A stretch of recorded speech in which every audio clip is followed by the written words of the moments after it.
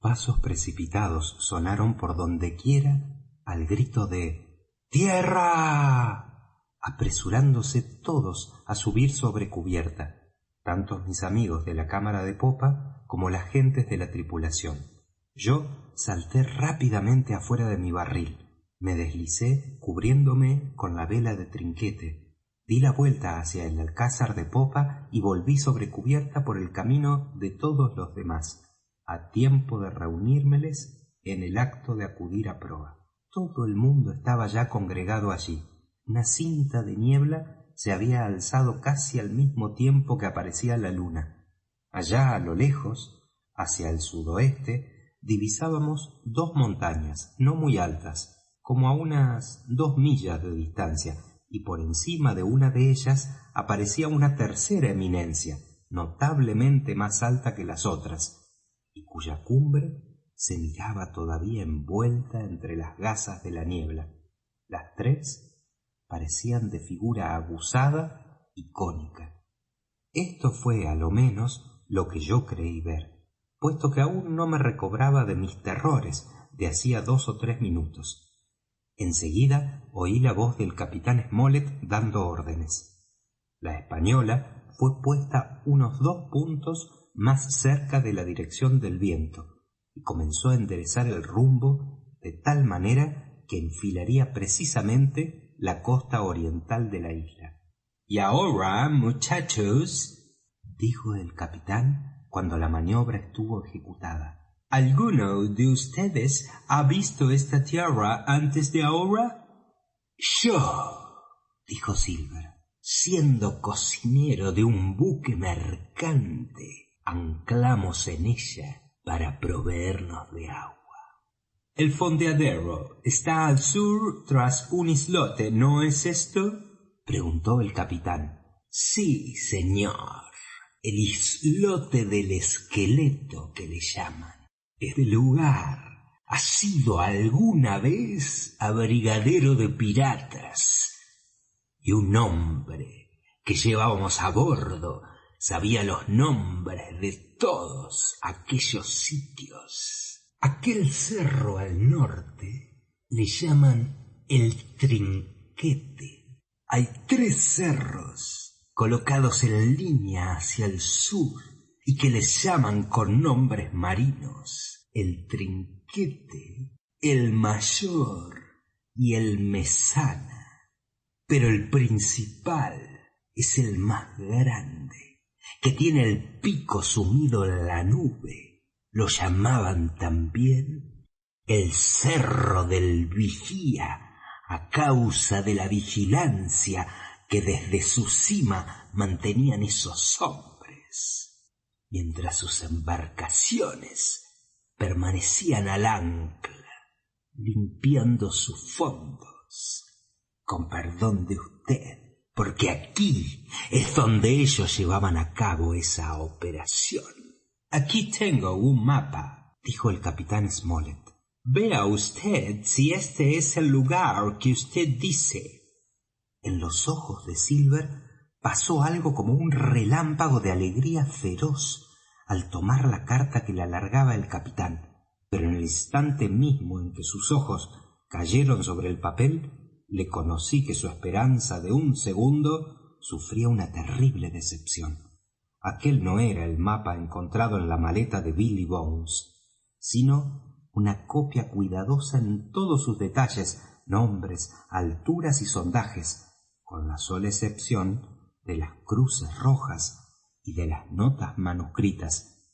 Sin embargo, por aguda que haya sido la contrariedad de Silver, tuvo la presencia de ánimo necesaria para dominarse y aparecer sereno. Sí, señor, contestó. Este es el lugar según entiendo, y muy bien trazado, ciertamente. ¿Quién habrá sido el autor de esta carta? Los piratas eran demasiado ignorantes, a lo que creo, para poder dibujar esto. Vamos, aquí está marcado como ancladero del capitán Kidd, Precisamente este es el nombre que le dio mi patrón. Allí existe una fuerte corriente a lo largo de la costa sur y luego sube en dirección norte a lo largo de la costa occidental. Tenía usted razón, prosiguió, en ceñir el viento y poner la proa hacia la isla. Por lo menos, si su intención era que entrásemos luego y carenar allí, porque la verdad es que en todas estas aguas no hay lugar más a propósito que ese. Gracias, mi amigo, dijo el capitán Smollet. Más tarde creo que pediré a usted algunos otros informes para ayudarnos en algo. Puede usted retirarse. No pude menos que sorprenderme al ver la sangre fría con que Silver confesaba su conocimiento de la isla. Por mi parte, yo continuaba medio aterrorizado todavía, y me sentí más aún cuando vi a aquel hombre acercarse a mí más y más. Por supuesto que ni remotamente se figuraba que hubiese yo escuchado su conciliábulo desde el fondo de un barril de manzanas, y sin embargo, en aquel punto había yo cogido tal horror de su crueldad, doblez y poderío, que muy mal contuve un estremecimiento nervioso cuando su mano tomó mi brazo, mientras él me decía: «¡Ah, muchachuelo! Aquí tienes un precioso lugar para un chico como tú en esta isla. Aquí puedes bañarte, trepar a los árboles, cazar cabras monteses, todo lo que quieras. Tú mismo podrás ir como las cabras, subiéndote a los más altos peñascos y montañas. Créeme que me rejuvenece todo esto, y casi me iba ya olvidando de mi pierna de palo. Linda cosa es ser uno joven y tener uno de sus 20 dedos cabales. Puedes estar seguro, cuando quieras ir a hacer un paseíto de exploración, nada más avísale a tu viejo amigo John, y él cuidará de darte tu cestilla de víveres muy bien arreglada para que la lleves contigo. Dicho esto, me dio una palmada sobre el hombro de la manera más amistosa, se alejó cojeando y se perdió en el interior de las galeras. El capitán Smollet, el caballero y el doctor Livesey se quedaron conversando junto al alcázar de proa. A pesar de mi impaciente ansiedad por contarles lo que la casualidad me había hecho oír, no me atreví a interrumpirlos abiertamente. Entretanto, y cuando más absorto estaba yo en mis pensamientos para encontrar alguna excusa probable, el doctor Livesey me llamó. Habíasele olvidado su pipa abajo en la cámara, y como era un verdadero esclavo del tabaco, me iba a indicar que bajara a traérsela sin duda. Pero en cuanto que estuve bastante cerca de él para que me oyese él solo, le dije rápidamente: «Doctor, permítame usted que le hable. Llévese consigo al capitán y al caballero inmediatamente abajo a la cámara, y con cualquier pretexto manden ustedes por mí. Tengo nuevas terribles». El doctor pareció desconcertarse por un instante, pero en el acto fue otra vez dueño de sí mismo. «Gracias, Sim», dijo en voz bien alta. «Eso es todo lo que quería saber». Fingía con esto haberme hecho alguna pregunta a la que yo hubiese respondido. Enseguida giró sobre sí mismo y se volvió a reunir al grupo de que formaba parte. Hablaron los tres por algunos momentos, y aun cuando ninguno de ellos dio muestras de sobresalto ni levantó la voz, me pareció evidente que el doctor Livesey les acababa de comunicar mi súplica, porque lo primero que llegó a mis oídos fue que el capitán daba órdenes a Job Anderson, y el silbato sonó luego, llamando sobre cubierta a toda la tripulación. «Muchachos», dijo el capitán en cuanto que todos estuvieron reunidos, «tengo 2 palabras para decir a ustedes. Esa tierra que acabamos de ver es el lugar de nuestro destino. El patrón de este buque, hombre muy liberal y generoso, según todos lo sabemos por experiencia, acaba de hacerme 2 preguntas que yo he podido contestar diciéndole que cada marinero de esta goleta ha cumplido con su deber, desde el tope hasta la cala, de tal manera que nada mejor pudiera pedirse.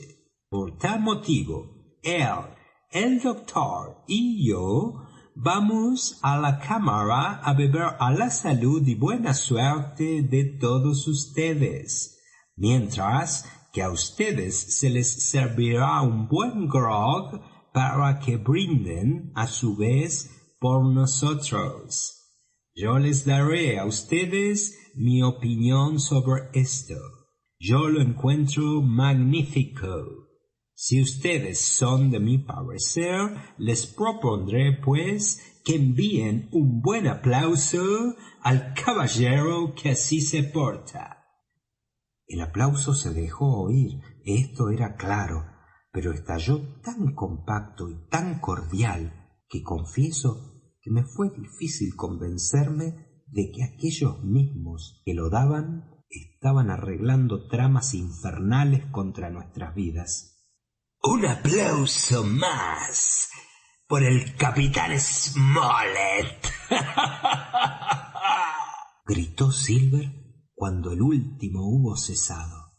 Lo mismo que el anterior, este segundo aplauso parecía enteramente sincero y voluntario.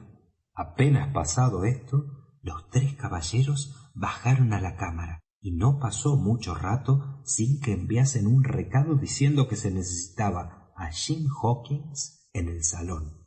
Encontrélos a los 3 en torno de la mesa, con una botella de vino español y algunas uvas delante de ellos, el doctor fumando fuerte y con la peluca puesta sobre sus rodillas, lo cual me constaba que era un signo de agitación en él. La ventanilla de popa estaba abierta, porque la noche era bastante cálida y podía verse perfectamente desde dentro el resplandor de la luna cintilando sobre la estela de nuestro buque. «Ahora bien, Hawkins», díjome el caballero, «parece que tienes algo que decirme. Habla ya». Hícelo como se me mandaba, y sin alargarme demasiado conté todos los detalles de la conversación de Silver. Ninguno trató de hacer la más pequeña interrupción hasta que todo lo hube dicho, ni ninguno tampoco hizo movimiento de ninguna especie, sino que los 3 mantuvieron sus ojos clavados en mi semblante desde el principio hasta el fin de mi narración.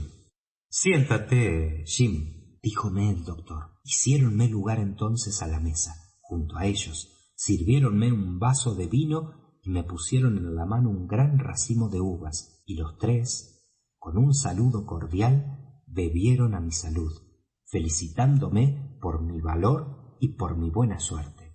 «Ahora, capitán», dijo el caballero, «es ya tiempo de proclamar que usted estaba en lo justo, y yo estaba equivocado. Me declaro sencillamente un borrico, y espero las órdenes de usted».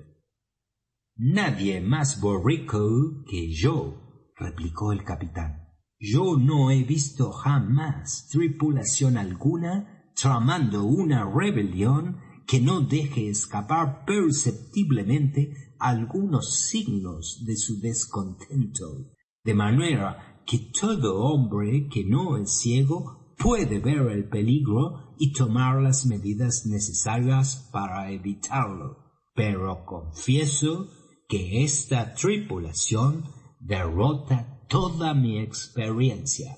Capitán, dijo el doctor, con su permiso diré que esta es obra de Silver y que este es un hombre muy notable. Me parece que muy notable aparecería colocado en un peñol de las vergas, replicó el capitán. Pero esto no es más que charla que no conduce a nada. He fijado mi atención en 3 o 4 puntos y con permiso del señor de Trelawney voy a exponerlos. Caballero, dijo el señor Trelawney en un tono solemne, usted es el capitán y a usted es a quien toca hablar. Primer punto, comenzó el capitán Smollet. Tenemos que seguir adelante porque es ya imposible retroceder. Si esto último se intentara, la rebelión estallaría inmediatamente. Segundo punto, tenemos a nuestra disposición tiempo hasta que se encuentre ese tesoro. Tercer punto, todavía nos quedan hombres leales a bordo. Ahora bien, señores, es una cosa que no tiene remedio el que tarde o temprano debamos entrar en hostilidades. Hay que tomar, pues, a la calva ocasión cuando nos presenten sus cabellos, es decir, propongo que seamos nosotros los que rompamos el fuego el día más a propósito y cuando ellos menos lo esperen. Me parece, señor de Trelawney, que podremos fiar en los criados de su casa, ¿no es verdad?